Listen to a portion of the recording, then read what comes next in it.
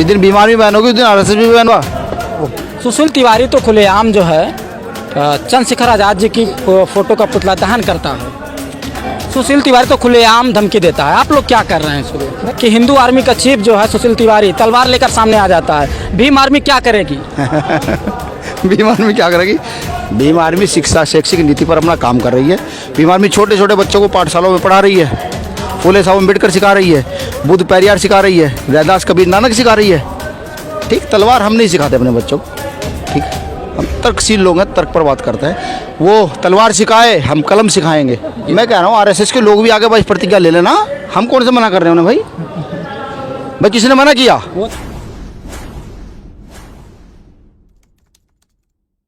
नमस्कार, इस वक्त हम मौजूद हैं लखनऊ में। हमारे साथ में मौजूद हैं भीम आर्मी के आज़ाद समाज पार्टी के भीम आर्मी के राष्ट्रीय अध्यक्ष विनय रतन जी। इनसे जानेंगे आज जिस तरह से हिंदू आर्मी संगठन का एक व्यक्ति है वो कहता है पीएफआई के एजेंट हैं भीम आर्मी, क्या कहेंगे सर उस पर? अब यार इनका तो काम, ये तर्कशील लोग तो नहीं है। कभी ये सूरज निकल लेते हैं, कभी चमत्कार कर देते हैं। इन्हें को तर्क पर आकर बात करें। ठीक है, हम तर्कशील लोग हैं। हम किसके एजेंट है किसके एजेंट नहीं है तो मैंने कई बार पहले भी कहा है। सहारनपुर में दलितों को मारा गया, काटा गया जब इन्होंने कह दिया नक्सली हैं। इनके पास पीएफआई के खिलाफ कोई एविडेंस नहीं है। हम क्या पीएफआई के एजेंट बताएंगे? हमारा तो खुद का ऑर्गेनाइजेशन इतना बड़ा है कि पूरे 24 राज्यों में भारत में काम कर रहा है। भारत के अंदर कमरे में बैठकर भौंकने से कुछ होता नहीं है। सुशील तिवारी तो दावा करता है कि भीम आर्मी को बैन करवा दूंगा। दम में करवा देगा, उसके अंदर दम हो करवाए। जिस दिन भीम आर्मी बैन होगी उस दिन आरएसएस भी बैन होगा। भीम आर्मी को 7-8 साल हुए हैं, आरएसएस को 100 साल हो चुके हैं। चुनौती है ये। ठीक है, और सुशील तिवारी नाम का व्यक्ति, क्योंकि देखिए हम संवैधानिक लोग हैं, हम उसकी तरह गंदे टुच्चे लोग नहीं हैं।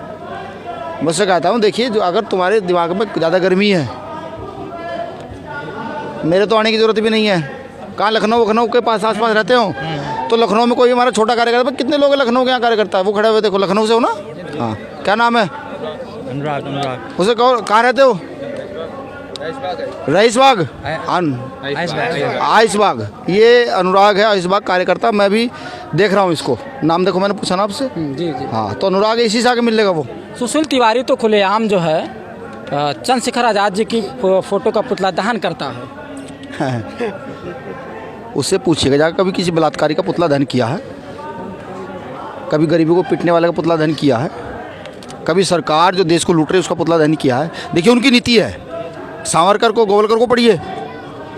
नथुराम गोडसे ने गांधी को गोली मारी थी, क्यों गोली मारी थी? बाबा साहब अम्बेडकर ने गांधी जी को जीवन दान दिया था, क्यों? सावरकर अंग्रेजों से माफ़ी मांगते, क्यों? तो ये नस्ल तो वही है। नस्ल थोड़ी बदल जाएगी भाई। हमारी नस्ल जो है ये लड़ने वाली नस्ल रही है हमेशा। देश के लिए मरने मिटने वाली नस्ल नहीं है। हमारे इतिहास उठाकर देखिए तो लखनऊ है, जाइए चारों तरफ प्रतिमाएं देखिए किन की छपी हुई हैं। तो उनकी नस्ल है गद्दारी की भाई। आज का पहला काम नहीं है उनका, ये तो चलता आ रहा है। और चंद्रशेखर रावण का फोटो फूंक देंगे कमरे में बंद करके। एक कार्यकर्ता का नाम लिया, उसके सामने दिखा दे फूंक के जाकर। अगर उसकी नहीं कहूँगा, गलत नहीं कहूँगा, उसमें दम है तो उसके सामने फूंक दे। हिम्मत है तो फूंक ही नहीं सकता। सुशील तिवारी तो खुलेआम धमकी देता है। आप लोग क्या कर रहे हैं इसको? नहीं, हम धमकी देने वाले लोग नहीं ना। हमने काम तो संवैधानिक लोग हैं भाई। एफआईआर दर्ज करेंगे। ठीक है, सरकार देखे जिन लोगों ने देश बेचा, देश के साथ गद्दारी की, आज वो धमकियाँ दे रहे हैं। उन लोगों को धमकियाँ दे रहे हैं जिन्होंने, जो यहाँ की जल जंगल ज़मीन को संभाले हुए हैं, जो यहाँ की गंदगी उठाते हैं, जो साफ़ सफाई करते हैं, जो देश को चलाते हैं, उन्हें धमकी दे रहे हैं। उनकी औकात है धमकी देने की। सुशील तिवारी भाई, आप जो है ना अपना काम करें। जो आपका मूवमेंट है वो आप अपना मूवमेंट चलाएं, हम अपना मूवमेंट चलाएंगे। हमारा मूवमेंट संविधान का मूवमेंट है, तुम्हारा मूवमेंट मनुस्मृति का मूवमेंट है। अब तुम जान चुके हो कि मनुस्मृति को तुम स्थापित नहीं कर पाओगे, किसी कीमत पर नहीं कर पाओगे। तो इसलिए बौखलाया हुआ है वो भाई, उल्टे सीधे काम कर रहा है। बहुजन आंदोलन के लोग उल्टा सीधा कह रहा है। यहाँ पे राष्ट्रीय बौद्ध महासम्मेलन हो रहा है, कैसा लगा आपको? यहाँ पे आप जो है संबोधित भी किए। देखिए ये सम्मेलन, मैं तो कई सारे सम्मेलनों को संबोधित कर चुका हूँ। और हमारा तो इतिहास है। इतिहास का हम जितने लोग यहाँ से बौद्धित तो हैं। ये भारत तो बौद्धों का ही तो देश है। ये भारत बौद्धों का देश है। यहाँ न्याय पर आधारित शासन हुआ है। यहाँ हड़प्पा सभ्यता रही है। यहाँ पुष्पमित्र शुंग ने राजा वैदरथ की हत्या करके धोखे से इस देश को मनुवाद के चंगुल में फंसाया है। तो ये देश अब वापस अपनी ओर जा रहा है, जहाँ इसकी नीति थी वो शांति, अमन, जिसको सोने की चिड़िया कहा जाता था, ये वहीं जा रहा है सर जिसमें दिल्ली से एक सवाल आ रहा है। हाँ दिल्ली में डॉक्टर राजेंद्र पाल गौतम ने 22 प्रतिज्ञा पढ़कर जो है बौद्ध धर्म की दीक्षा ली। आरएसएस और हिंदू और भाजपा भी खुलेआम विरोध कर रही है किस चीज़ का 22 प्रतिज्ञा की। वो भी ले लें। यहाँ भी जो है फिर दोहराई जाएगी। मैं कह रहा हूँ आरएसएस के लोग भी आगे 22 प्रतिज्ञा ले लेना।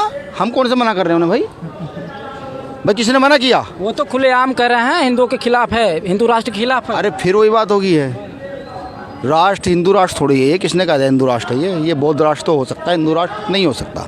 आरएसएस के लोगों को दिक्कत है आए वो भी 22 प्रतिज्ञा ले, हम दिला देंगे। मेरा भीम आर्मी कार्यकर्ता दिला देगा, ये निकाय है छोटा कार्यकर्ता भीम आर्मी का, ये दिला देगा।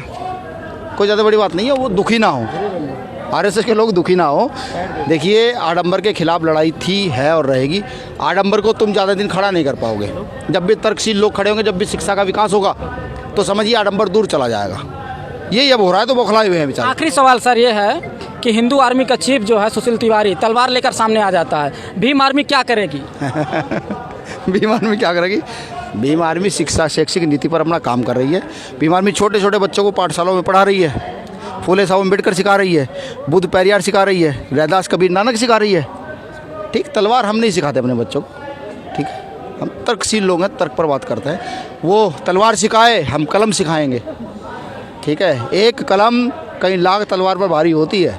बाबा साहब अम्बेडकर ने ये दिखाया है करके कि जिस नीति को कोई नहीं बदल पाया, उसमें बाबा साहब अम्बेडकर ने उस नीति को बदला। तो हम कलम से मजबूत करेंगे। रही तलवार की बात, ये तो हमारे खून में है भाई। महा रेजिमेंट, चौहान रेजिमेंट ब्लड में है, पासियों का आंदोलन ब्लड में है। और आंदोलन उठा के देखिए ना आप, इतने महापुरुष हैं। आज़ादी की लड़ाई देख लीजिए, चोरा चोरी कांड किसने, कौन थे भाई? हम ही तो थे। तो तलवार से हमसे अच्छा वास्ता थोड़ी किसी का है। ये जो जंगलों में शिकार करते हैं कौन है? ये आदिवासी बड़े कौन है? तो ये है कि भाई तलवार उठाना और तलवार का प्रयोग करना, वो उठाते नहीं कोई दिक्कत नहीं, हम प्रयोग करना जानते हैं। ठीक, हम तो हाथ जोड़ कर निवेदन करते हैं, बाबा साहब अम्बेडकर के संविधान ने हमें रोक रखा है। हम तो हमें अपने अधिकार चाहिए, सम्मान सुरक्षा चाहिए, समानता का अधिकार चाहिए, बात खत्म। इधर भीम आर्मी के चीफ विनय रतन जी से बात हो रही थी। उन्होंने कहा कि अगर हिंदू आर्मी के चीफ सुशील तिवारी तलवार से सामना करेगा तो हम कलम से सामना करेंगे।